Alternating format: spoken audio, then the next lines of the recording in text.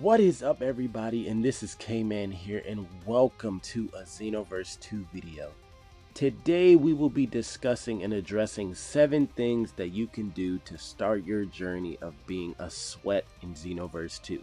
Now, for those who have just entered into the Xenoverse spectrum and Xenoverse world, I do have to warn you, this game has been out for years, meaning there's a lot to catch up on. I already know some people will be asking me, well, why are you doing a Xenoverse 2 video in 2024? The game is old and outplayed. Well, for your information, Xenoverse 2 has been coming out with update after update recently due to Dragon Ball's movies and shows and everything else that they've been doing.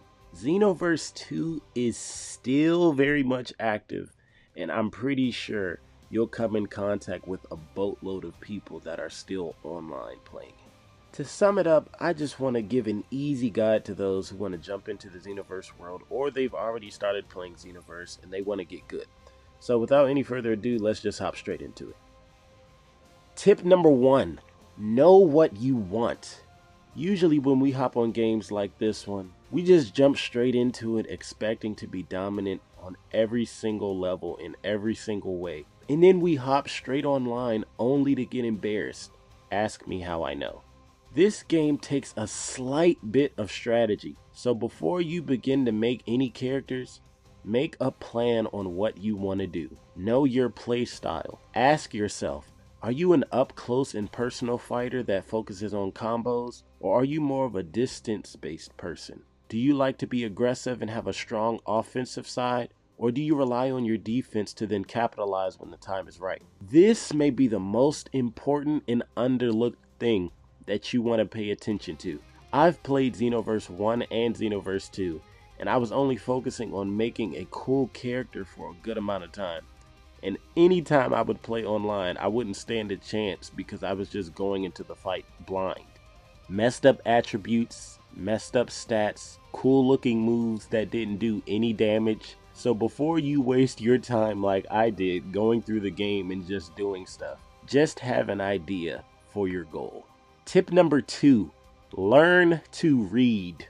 Now you may think that this is a joke, but I'm somewhat serious. A lot of times when we hop on the character creation, 9 times out of 10 everyone is trying to make a Saiyan or their favorite type of race or whatever it is. But people don't pay attention to the actual descriptions of the builds. This is how you end up spending countless hours on characters and getting moves only to realize you're wasting your character because you didn't pay attention to the drawbacks. Every character doesn't have the same stats. Every move doesn't work the best with every person. Yes, you possibly have the ability to finesse and work around the system. I've seen it dozens of times. But if you plan on going online and you go against someone that knows what they're doing, you're not going to stand a chance. So look at and pay attention to what works with what. What skills can each build be the best at? What extra stuff helps boost your character? What character fits into what you're trying to do? Tip number 3, tutorial. Now, when you progress further in the game, you'll have the ability to do certain things with Elder Kai.